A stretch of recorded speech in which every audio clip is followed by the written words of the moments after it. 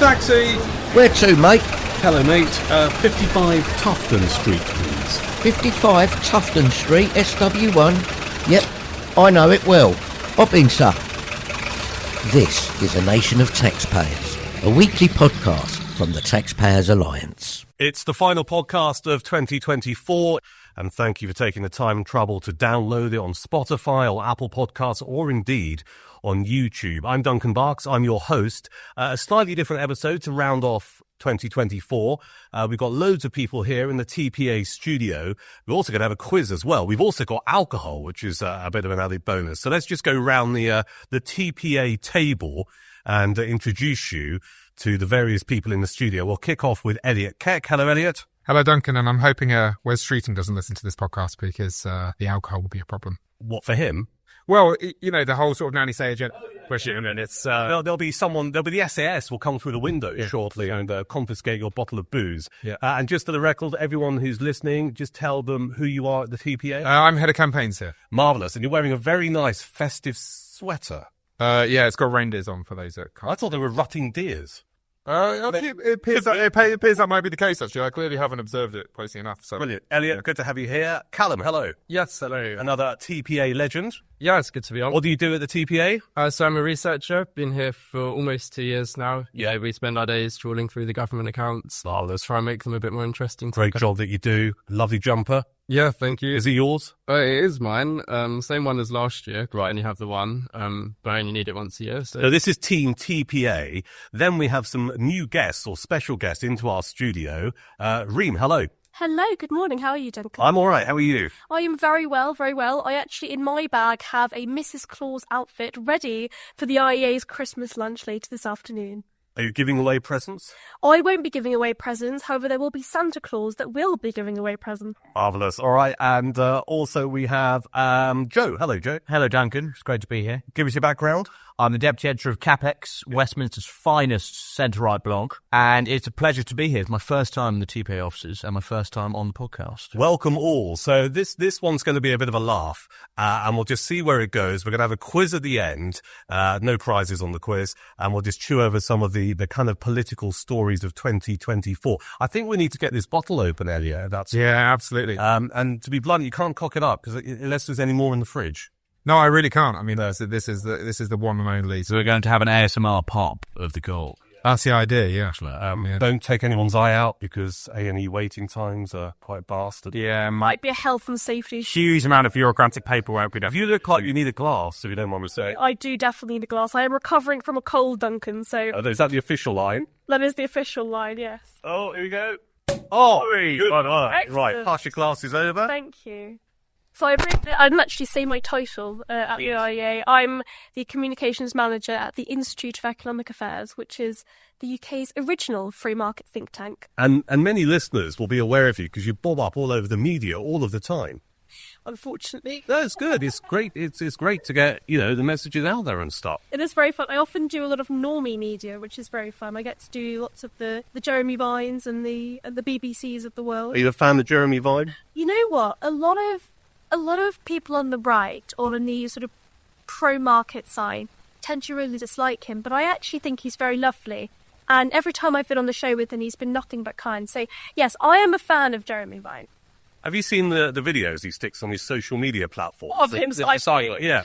I think that's why so many people on the right think he's the devil. It's that old cycling culture war going out together. Yeah. Did you actually know of any right of centre cyclists? Because I don't. Regrettably, I'm a right of centre cyclist. Yeah, but you're not a Jeremy Vine kind of cyclist, are you? Well, I might be even worse because I'm a Boris biker. I'm a Santander cyclist. I don't know actually how they fit into the culture. I know line bikers are the worst of the worst. Right. So I don't know where I fit exactly. Yeah, but you're not cycling around London with a camera on your balls looking for drivers to name and shame, are you? No, not as of yet. Also phrase it as a way to stop funding to do calm. Avoid the tube. Be on the boat. It's an excellent point. There we go. That's why I do it. That's exactly why I do it. Well, listen, before we continue, we should have a toast. What do we get a toast to? Department of Governmental Efficiency. Beautiful. Love it. Okay, cheers, everyone. Marvellous. Right, good to see you. Thank you for coming in. Let's just have a slurp. Oh, I really need to be better. Well, that hits the spot, doesn't it? 45 years. Right, excellent. So let's talk about 2024. Let's, Joe, start with you. Your highlights or lowlights of the year politically. God, what would my highlight be? I know it's a tough question. It's so tough. I tell you what. I think my highlight, and it's incredibly patriotic, but it's the Schadenfreude of seeing Labour unravel so quickly. Yeah. It's kind of an extended highlight that's basically been non-stop since the 4th of July. It's been egregiously satisfied, although of course incredibly economically damaging. But it gives substance to all of the stuff that we've been arguing for years. Sort of, we told you so. Yeah. Are you surprised with how quickly it happened? I am. I'm not. I suppose I'm surprised that I'm sort of surprised on a human level, but after 14 years in opposition, Labour couldn't conceive of a policy platform on which they could actually sort of operate in government. That's a surprise. What's not surprising is that Labour is still full of left-wing nutters and sort of hell-bent on increasing the power of the state. That's not much of a surprise at all. And full of people who haven't really had a proper job. If you look at the majority of that front bench, that cabinet, it's all been public sector. By my reckoning, there's no one there who's ever run a business, and it really shows. Yeah, most of all the business secretary. Mr. Reynolds, who has the gall to go after Amazon for sort of imposing standards in their workplace and getting people in the office when he's never worked a business job in his life, as far as I'm aware. Mm. So that's your highlight, Labour unravelling at a rapid pace. That's, my Schadenfreude highlight. Yeah. What about your low light for 2024? Is it the same? No. Were you surprised by Labour's majority, the victory? No, not particularly. Well, in terms of numbers? Well, no, I mean, it's the predictable outcome of a number of failed promises by the Conservatives. They've got a lot of soul searching to do, as we know. So maybe that's my highlight. The highlight hasn't come yet, but with the Tories rediscovering what they're all about. Yeah. Is Kemi the right person for that? Well, I wish her all the best. I'm sure she'll do a fantastic job. That's the politicians' answer. That's outrageous. Come on. Well, no. I mean, look, she seems to be one of the people on the kind of global right who's doing the serious thinking about what went wrong. The difficult questions that need to be answered for sort of how to proceed. I'm sure she'll do a fantastic job. She said some quite nice things about flat tax this week. You've seen those features about tax implication, which I think is really interesting because, of course, not only is the tax burden how high taxes are, but also how complex the system is itself. And this idea that was saying is quite an attractive sort of measure to implement a flat tax, I think is interesting. Won't happen, but it is interesting. No, the right words have been spoken. Yes. Yeah, brilliant. All right, thank you for that, Joe. Callum, highlight of 2024? I would say it's how well Reform have done based on what their messaging is. Yep. Because you think, 14 years of a Conservative government, as Joe said, a lot of people just want to change. They're always going to lose. But the fact that a different party came up with a more right-wing message that did so well in terms of vote count, you think that does give quite a lot of hope to looking forward to think, well, there's two parties now. Even if one of them has the criticisms of you're in charge for 14 years and didn't do much on any of these issues, the message is still there and people still want to see that carried through. I think 2024 has been Reform's year in many ways, hasn't it? Because you're up against first past the post, which is not a voting system that benefits smaller parties. They managed to return 5 MPs. But it is interesting to see Farage break through. And on the last podcast we did, we had Rupert Lowe in here, one of the Reform MPs for Great Yarmouth. It was a fascinating listen. And I urge you now, if you're listening to this podcast, check out the previous one with Rupert Lowe. He had so many interesting things to say. And he kept using this phrase about the fox being in the hen house. And I really think that's the case with Reform in Parliament. Yeah, and it's the sort of case that they're bringing Thatcherite economics quite openly. They're not just sort of European-style right-wing party that's also quite socialist with a lot of spendy things. They're being incredibly Thatcherite and making a lot of small state arguments up north to people that would never have voted Conservative but did vote Reform. You think, as they're going up to these areas that, whether it's in Parliament or whether it's up north, that hadn't been challenged before by someone like that or by a group of people like that. It'll be really interesting. Reem, are you a Reform fan? This idea that they're going to implement a new tax on businesses that employ foreign workers. I think some of that stuff is just absurd. But actually, having spoken to a couple of the local members of parliament and others in the party, they actually seemed to not be particularly interested in policies like that. It was sort of one of those things that was used and announced by Richard Tice before the election. I just think it's bad economics to say you want to increase tax on businesses and employ foreign workers. That being said, I think Callum's absolutely right. The fact that Reform have been able to do so well amongst those demographics, whilst making small state, low tax arguments, I think is a really, really positive play. Callum, your low light. I'll go for the very obvious one and say we've got Keir Starmer in charge. I think although it's going to give a lot of fuel to a fire in 5 years' time or 4.5 years' time of an election, we still have to deal with him all that time, and we're already starting to see the impacts of the policies that government's bringing in. I think it's bad for business, it's bad for all of us. What do you think? Yes, but listen, with every cloud there's a silver lining. And I think one of the most interesting things about the first 6 months of the Labour government for me is that it can take a long time to recognise there's a problem. But there's sort of 3 stages. You recognise there's a problem, you start acknowledging it privately, and then you start talking about it publicly. It took the Conservative Party really 11, 12 years to at least start talking publicly, whether or not they'd already realised it, to start talking publicly about just how impossible it is to govern, how if you pull levers, nothing actually works. I remember it was Conservative Party conference in 2022 where it really felt like that conversation was starting to dominate things. And it really took them 12 years to really start putting that firmly on the agenda. This Labour government has already put it on the agenda. We've already seen major announcements and speeches from Keir Starmer and Pat McFadden, probably certainly Keir Starmer is, but I'd say Pat McFadden is probably the second most important politician in this Labour government. And they are already making significant speeches and even some policy announcements trying to address that problem. Now, whether or not they'll have any success is another thing. But the fact that there does seem to be the beginnings of a consensus, a cross-party consensus, about the fact that, in a democratic system, democratically elected governments cannot actually enact major policy changes, I do think is encouraging. And it probably did need a Labour government to recognise that as well. Whilst we're talking about Labour, can we just spend a few minutes on Wes Streeting? Because I'm finding Wes Streeting increasingly fascinating. Does anyone have a particular original take on Wes? Well, I'm not sure if it's particularly original, but I do think what's interesting about Wes Streeting is that immediately after the election, so in July 5th, front pages, he was saying that the NHS is broken. Now, all of us that have been talking about the National Health Service for quite a number of years know that the Overton window has significantly shifted. If a couple of years ago you said the National Health Service is broken, you would absolutely be berated for it. I remember when I signed nomination papers for the Conservative candidate at Uxbridge and South Bricet, and the Mirror ran 2 stories about me saying that I was this evil human being that wanted to bring down the National Health Service, and that's why you shouldn't vote for the Conservatives in Uxbridge. Now, what I find really interesting about this is how significantly the Overton window has shifted on the National Health Service. We know how much money we are spending. We know the budget next year is going to exceed £200 billion a year.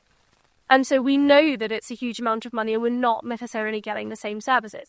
Wes Streeting seems to acknowledge that. And he seems to acknowledge that the solution, for the first time, by the way, that I've seen from a Labour politician, he seems to absolutely acknowledge that the solution isn't necessarily more money, the expenditure on the National Health Service, but it is actually fundamental institutional reform.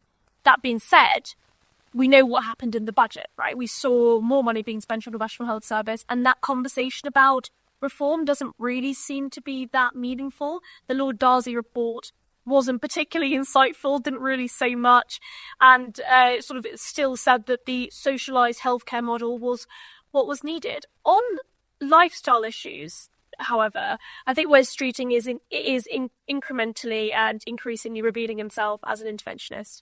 He wants the government to have control over people's lifestyle choices, and I think that does sort of reveal a bit more about his character and where he sits politically. He's not instinctively a sort of government should be taking a step back. He does instinctively want to control people's lives, and we saw that, of course, with the outdoor smoking ban that was then repealed. We saw that with other measures, the online junk food ban. A lot of these issues are coming from Wes Streeting and from Elliot. Any further thoughts anywhere on Wes? Yeah, I thought the Labour conference that they had with all of the Trust executives a few weeks ago to be quite interesting, because Streeting ended up sort of on stage quite publicly dismissing a question, saying, I'm not going to take any lectures from a chief executive if this trust is failing. I don't want to know what you have to say because your recommendations will be wrong. And I thought that was quite telling. So that sort of these trusts there's over 200 NHS trusts. They've all got their own chief executive. They've all got their own boards. Their integration is awful. They sort of run their own trusts like their own little kingdom and don't really want to have much input with anyone else. It's meant to be a national healthcare service. I would hope that Streeting, it clears that he sort of accepts that these CEOs are not all good, that they don't all know what they're doing, and they're not all able to run the trust to the same level. You'd sort of hope that would mean that they'll make the National Health Service have some national standards that they'll all live up to. Yeah, and proper accountability. Yeah, exactly. Reem, let's just return to you for a second. 2024, highlights, lowlights? So I would say my highlight is Donald Trump winning the US presidential election. Now, I am not a massive Trump fan. I am as libertarian as they come, and I think that his tariffs are sort of absolutely economically disastrous ideas. That being said, I think that Trump's election represents something a little bit more when it comes to global trends and the way that we see the direction of politics going in. I think that online culture has sort of affected that. I think that Elon Musk's affected that. I'm a big Elon Musk fan. I think that he does understand the fundamental differences between the private sector and public sector, why the private sector tends to be more efficient, and why we see technological advancements occur in the private sector and not necessarily in the public sector. And of course, we just toasted to Doge. So I think that what's interesting about Trump's election is that it does represent a shift and an understanding in politics. And Elliot will like this. I think that on culture specifically, it represents a significant shift in where we see cultural trends going, but also the fact that actually the woke left has lost.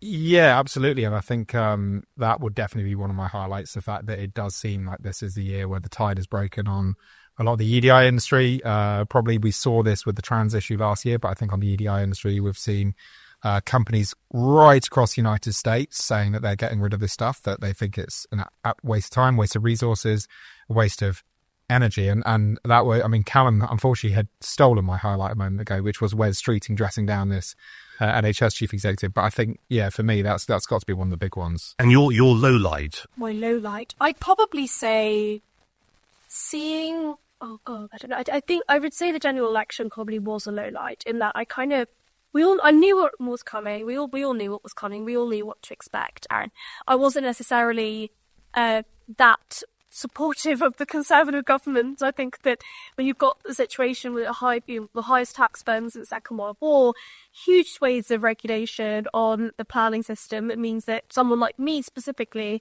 a 22-year-old from London, will never be able to afford their own home for the next decade or so, unless the IE give me a very good pay rise.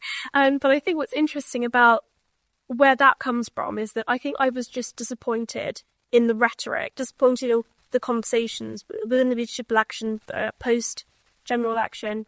I think that Kemi might do some good, but I really struggle to see whether or not those intellectual conversations are actually happening, and whether or not there is any appetite within the Conservative Party for a genuinely Thatcherite or low tax, low small state government. So I would say it's definitely a significant low light to see the direction of British politics go in that way.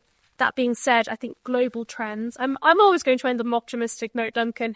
That being said, I think that global trends show us that potentially in the next decade, there is some positive things to come. Elliot, we've done your highlight. I think if my notes are right, we've done everything apart from your low light. Yeah, I mean, so my low light is a slightly interesting one. My low light for me was when the national insurance rise was announced. National insurance rise for employers was announced. And Rachel Reeves added that the public sector would be given a carve out. So they would be given the additional funding to pay for that national insurance rise. That is the definition of one rule for us one rule for them and another rule for us. It is the public sector get an exemption from this massive tax hike on the private sector. And my reaction is, well, why don't you give that exemption to the private sector? Which, of course, would render the whole tax rise absolutely pointless and absolutely meaningless. However, I think it really did demonstrate just how much this Labour government and this particular set of intellectuals and policymakers and thinkers within the Labour Party really see the private sector as nothing more than a cash cow. A lemon to squeeze and squeeze and squeeze to get every last drop. And I do think that was actually different to Jeremy Corbyn and the way that he viewed the private sector. I think his group actually sees the private sector as a fundamental evil and something that probably shouldn't really exist. Maybe small businesses, but nothing more than that. I do think this Labour lot believe in the private sector and believe that it should exist, but not for its own sake. It's just there to fund the public sector. So I do think that's a difference in ideology. And the people that say, oh, this lot is the same as the Corbyn lot, I don't think that's right. But the difference in some ways is slightly superficial, I suppose. Excellent. Thank you all. Should we crack on with our quiz? Right. So we're going to have two teams here. We've got the TPA team, which consists of Elliot and Callum. And we have a bell. You have a... Go on. And then we have the friends of TPA, which is Reem and also Joe, who have a hooter. It's going to get very noisy. So we've got a number of questions here. We've got 3 rounds, 10 questions in each round. I'll do my best to keep score, but you might have to keep score on yourselves as well, because some of these questions are quite chunky. So this is how it works. If you think you know the answer, blow your horn or ring your bell and have a stab at it. If you get it wrong, it goes to the other person. If they get it right, then they get an additional point. All make sense? Yeah. Right, okay, so what we've done is we've created 3 rounds here. No one has seen the questions. Elliot and I had a little bit of a session a couple of weeks ago about how we could structure this just for fun. TPA. Cheating has occurred. We promise. No. He's not even seen the questions. The first round is all about which decade does this quote come from, the 1970s or the 2020s? And we've done this because I think it's fair to say, you know, under this current administration, and getting into striking workers and unions, there's this kind of parallel that, well, I certainly feel like I'm back in 1976. Hooters and bells at the ready. Which decade does this quote come from, the 70s or the 2020s? This is quite a chunky one. Ready? We used to think that you could spend your way out of a recession and increase employment by cutting taxes and boosting government spending. I tell you, in all candour, that option no longer exists. Is that Dennis Healey in the 1970s? It's not Dennis Healey. Well, I mean, I'm just looking for the decade. 1970 is correct. It was Jim Callaghan. Labour politician, though. Point to TPA. And I should have said, if you want to interrupt halfway through, you're more than welcome to do that. Okay, so question number 2. You ready for this? Which decade does this quote come from, the 70s or the 2020s? Diversity is not a burden. It's a strength. Go on. The 2020s. That was Labour MP Barbara Castle in 1974. Back to the Future. Back to the Future. Here's number 3. I think it's time we stopped our cringing embarrassment about our history, about our traditions, and about our culture. Go on then, Reem. That is the 2020s. Yeah. Do you want to have a go? Who said it? Hemi Bay Book. Incorrect. Do you want to have a go? Who's Nigel? Farage? Yeah. No. No, so it is a Reform MP, though. I'm pretty sure it's a Reform MP. Is it Lee Anderson? No, not Lee Anderson. No. Is it CUSEP? No, there's a point in this. Rupert Lowe. No. It's not a Reform politician. So you get the point for saying it was the 2020s, but there is a point knocking around here if you can name who it is. Massive politician. Boris Johnson. Correct. That was Boris in 2021. So a point to non-TPA, friends of TPA, and a point to TPA because you finally worked out it was Boris Johnson. Right. Here we go. Best and the brightest. A Tory minister can sleep in 10 different women's beds in a week. A Labour minister gets it in the neck if he looks at his neighbour's wife over the garden fence. 70s. Yeah. Any idea who? Fancy it? I'll give you a clue. Former Prime Minister. John Major. No. Harold Wilson. Yeah. Okay. Just make a good team, Joe, don't we? We do. All right. Ready for number 5? The public deserve to know when they go to cast their vote and see a Labour rose that it's not just a mark of our values. It's a mark of quality candidates. Elliot? It's got to be 2020s because 1970s was a red flag. 2020s is correct. Okay. Shall I continue?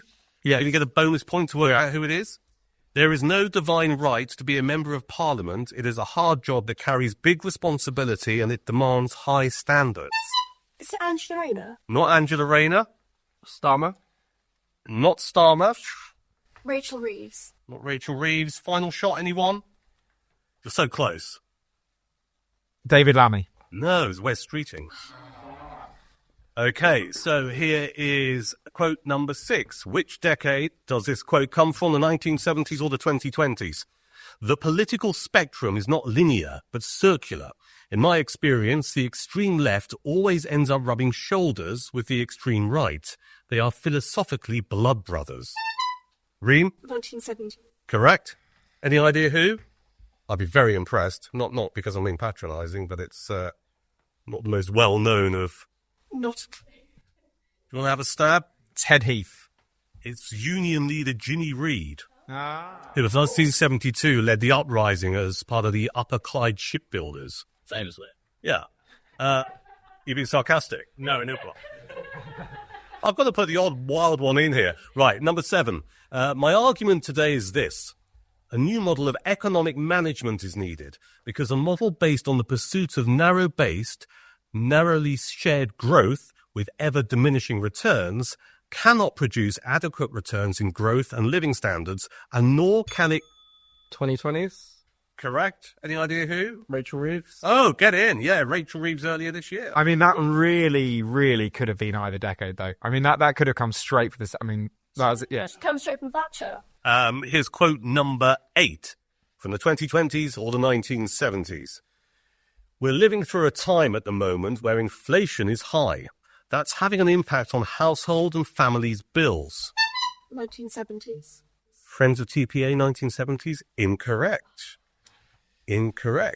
I'll finish the quote, and then if anyone fancies having a shot at who might have said this in the 2020s, I'll repeat half of it. That's having an impact on household and family bills. I don't want to add to that. I want to make it easier.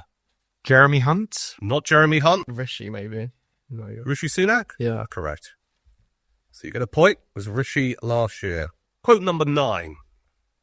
This is not a confrontation between left and right. I'm trying to represent the deep feelings of those many thousands of rank-and-file Tories in the country and potential Conservative voters too, who feel let down by our party and find themselves...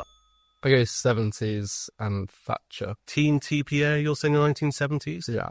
Margaret Thatcher? Yeah. Correct. A speech in Finchley in 1975. Well done. 2 points there, because you got the decade and the person. All right. Final quote for this round then. Was it from the 1970s or the 2020s? Unions are now running the shop, knowing that every time they go on strike, Labour will cave.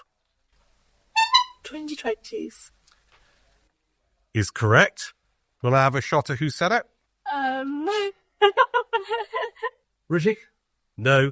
Former Tory transport spokesperson Helen Whately. So there you are. I'll toss up the scores at the end, or I could do it now. What would you rather have? The end. Do it at the end? All right. Okay, so round number 2. This is looking back at the year 2024. 10 political questions. Again, similar stance.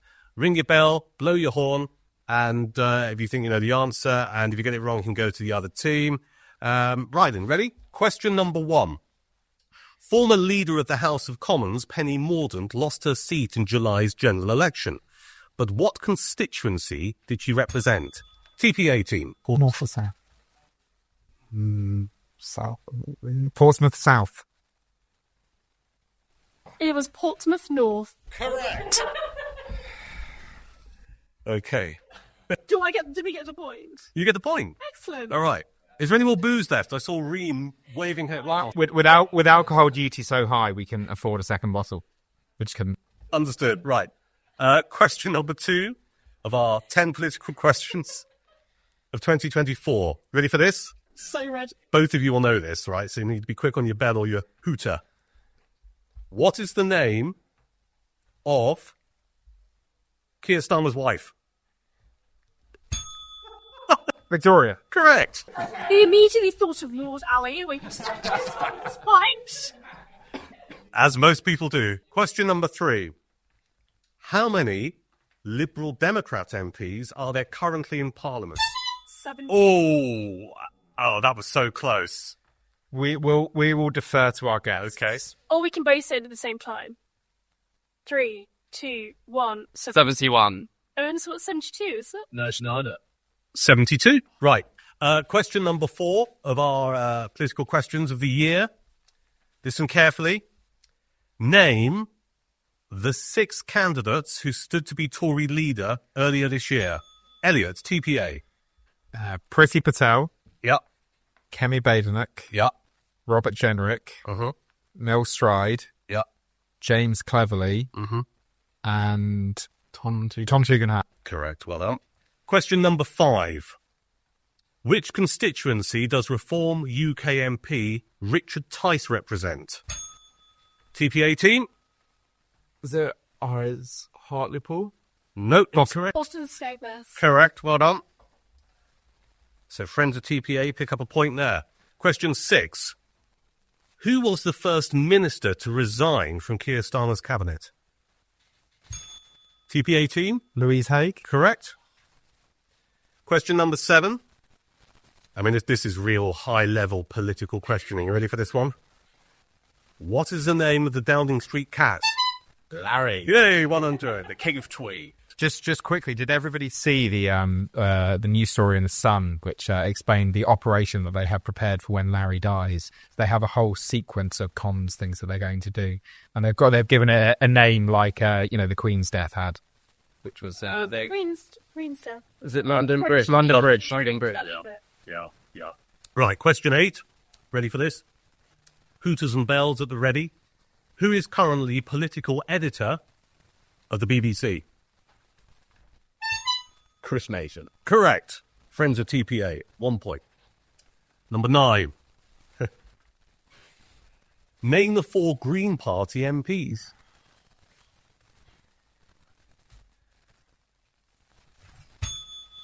Carla Denio. Yeah. I have no more. Okay, I'll chuck it over to Friends of TPA. Is Karen Lucas? No, she stood down. There she goes. I have absolutely no idea because they are terribly irrelevant. Who's the other leader? Their co-leader. Oh, yes, Adrian Ramsey is one. Yep. Pass. Yeah, absolutely pass. These political titans, whose names you don't know, Sian Berry, who I think is Brighton Pavilion, and Ellie Chowns, Never heard the name by the way. who I think is North The Herefordshire one. Herefordshire. Yeah. Right then, final question number 10. Should we say a point each on that? Because I think you've got Carla Denyer and you've got Adrian Ramsey, didn't you? Question 10. Who became the new owner of The Spectator this year? Marshall. Correct, Sir Paul Marshall. Well done, everyone. That is round 2 out of the way. Do you want another slurp before we crack on with the 3rd and final round? All about political parties sounding the same. We'll give you some quotes again and ask you, what party does this politician come from? And which parties could it come from? Who said the following? Which parties is this based on? Is this Labour, Conservative and Liberal? Well, that's a very good question. No, all political parties All represented in political Parliament. parties represented in Parliament. Okay. Because So it could be Plaid Cymru. we are fair and balanced here Yeah. in this quiz. Right. Okay, ready for this. So, question number 1. You want to know which political party the representative who said this comes from, and of course, as we did in the first round, bonus points so you can actually get the name of the spokesperson or the MP or the cabinet minister or shadow cabinet minister. Right, so here's quote number 1. That is why, through this bill, we are creating a smoke-free generation that will guarantee that no one who is turning 15 or younger, Team TPA, Conservative. correct? Want to have another go at who said it? I'll go Rishi. Not Rishi. Do you want to have a go? Who was making that pitch? He was held sick. Yeah. The Big Yakkies. Yep, correct. There you go. Tory Atkins as Health Secretary. Right. Number 2. Pledging to bring down waiting lists while neglecting GP services is like robbing Peter to pay Paul? Team TPA. I think that's also Conservative. Incorrect. Friends of TPA, you want to have a stab? Was it Labour? Incorrect. It was Ed Davey, the Liberal Democrats. Okay, quote number 3, question number 3. This is about Donald Trump, your friend. Read. A dangerous bigot. Bully. Team TPA? Labour. Incorrect. Oh, I was going to say Nanny. Yeah, that's what Can I give the rest of the quote? Because I quite like it. I like saying it. A dangerous bigot, bully and liar is once again set to become the leader of the most powerful country in the world, a climate change denier, a proud racist and misogynist, and a man who has sought to subvert elections and incite insurrection. Was it Green Party? Green Party, correct. It was co-leader Carla Denyer. So a point there. Right, number 4. It is imperative that the government demedicalise the process of gender recognition by removing the outdated requirement for a gender dysphoria diagnosis. Hooter, Bell? Hooter. Labour. Incorrect. Anyone else want to have a go? Is it Conservative? It is Conservative, correct. Alicia Kearns. Not Alicia Kearns. You're in the right area. Is it Penny Mordaunt? Not Penny Mordaunt. Want another stab? He's one of the more liberal ones. Someone who probably should be in the Lib Dem. Oh, Caroline Noakes? Correct, Caroline Noakes. All right, number 5. Who said this? Or rather, which party spokesperson said this?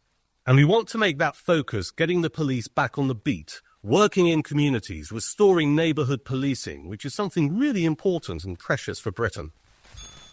Team TPA? Labour. Correct. Want to have a stab at who for an extra point? Rayner. Not Rayner. Want to have a go for Amooge? No, on the move. No, it was Yvette Cooper. Home Secretary. Right. Number 6. I know the Prime Minister is as proud as I am that the UK has reduced our emissions by more than any other advanced economy. We have led the way when it comes to climate issues internationally. Team TPA? Conservative. It is Conservative. Want to have a stab at who might have said that? That was energy at the farm. Grant Shapps. No, it's former Chancellor Jeremy Hunt. Ah. Right then, number 7. Ready for this? Short and sweet, bells and hooters at the ready. You might get it from the first 3 words as well. The People's Army will fight to save our country. Team TPA. Reform, correct. Want to have a stab at who? Lee Anderson. Lee Anderson, well done. Sound. I know 500 pitches, 30p. Doing badly, though. At the Somme. Right then, number 8. I don't like banning things, but the health arguments on things like skunk, on things like friends of TPA, Labour. not Labour, I'm going to continue, on things like cigarette smoking are so overwhelming that if you're serious about the NHS and you're serious... Conservative. No. If you're serious about Team TPA... Lib Dems. Correct. Want to have a stab at who's coming? Layla Moran. Ed Davey. Ah. I hate them. Who likes banning things. Right, number 9. This is a bit historical, this one. So it goes back quite a few decades. We are intensely relaxed about people getting filthy rich. Team TPA. Labour Peter Mandelson. Correct. And the final question, or the final quote. Who said this from which political party? Losing a farm is not like losing any other business. It can't come back. Friends of TPA? Labour. No, sorry. Oh, Conservative. Conservative. So it's silent answer. Incorrect. Reform. Not Reform. Lib Dem. No, it's Labour. It's that Labour MP. There's a newly elected Labour MP for a rural constituency who has spoken out about this. Final answer. Are you telling me it's Labour who said this? Yeah. Okay. It's a newly elected MP. I can't remember his name. And Sir Keir Starmer who said this. Ah. So there you are. I'm going to tot up these scores. So, Elliot, over to you to have a quick chin wag. We'll work out in a second who's the actual winner. Yeah, I mean, it was interesting, wasn't it, how actually difficult some of those questions were to answer. It really could have come from any parties. So you terribly in that second time. I think it's also the sheer panic of the heat of the moment. But that's the spontaneous thing that we all love. There's also the fact that effectively, because there are two answers in the first round, where it could be the 70s or the 20s, it effectively meant the point went to whoever was first. Yeah. Yeah, as long as you got it right, of course. I was like, well, indeed, but it also meant that if we got it wrong, you guys couldn't get the point. So well, that was kind of it's always good to introduce a bit of strategy into these. So so with that first round, the strategy should be just press your bell or squeeze your hooter as quickly as possible. I did notice as well in that first round, the second you heard a sort of more complex word, you know, with the 70s. We do not have politicians of the sort of intellectual calibre who say things like candor. Yeah, and I don't remember who it was that mentioned it, but they did say that the standard of MP has dropped. I think part of it is actually, somebody wrote about this recently, the social media element of, it was Rob Colville, wasn't it, that wrote about, he wrote about it at the Times this week, that Parliament seems to be, sort of the parliamentary discussions, parliamentary debates seem to be intended for social media clips rather than genuine debates and discussion in the chamber. And what that means is that you just have much lower quality debate. Yeah. Yeah, no, there's definitely been a sound bitification of... I like that word. Of discourse. Well, I made it up. So you can't use it. I mean, if you go back to the Hansard from, which is the official record of parliamentary debates, and you go back to the early 1900s, late 1800s, and you find a completely irrelevant backbench MP's speech, someone that his sort of great-grandchildren has barely heard of.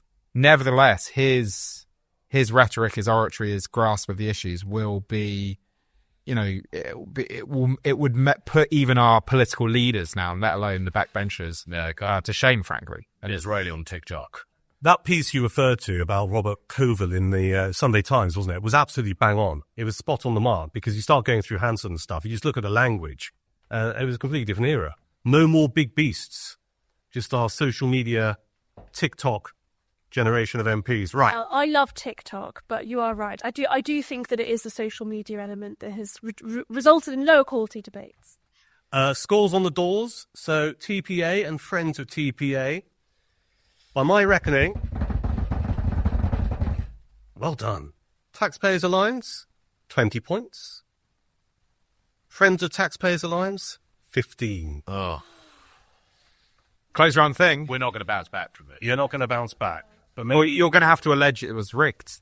That's your only option. Yeah, and I did see you pick up your phone halfway through, Elliot, so maybe that was what it was. Shocking. I will be organising a demonstration outside of Fish 5. You wouldn't be the I was first. going to have to elicit the services of led by donkeys, I think, for this one. They'd be more than happy to help out, I think. Well, the Good Law Project have recently announced a job going for £60,000. A well-paid one, yeah. Very well-paid job, more well-paid than many of us think tankers. And the entire job is to investigate us. It does make us feel quite important, doesn't it? Maybe they'll work out your address. Maybe they'll finally work out where the IEA is. FYI, it is not on Tufton Street. And to confirm to all our listeners, Joe and Reem's organisations are not in 55 Tufton Street. They have come here from separate buildings. Yep, from separate offices entirely. It is possible. And this is not a secret. Our address is on the website. The fact they've advertised that job only demonstrates that you're doing the right thing. It does. That's true. We're all doing the right thing. Well done, everyone. Well done, everyone. Listen, thank you for taking part in the quiz. Callum and Elliot from the TPA, thank you. Well done. No prizes, apart from the empty bottle of Bucks Fizz in the corner. Reem and also Joe from CapX and also from Institute of Economic Affairs. Thank you for coming in. Thank you for having us. Thank you. Right. And thank you for listening to this podcast.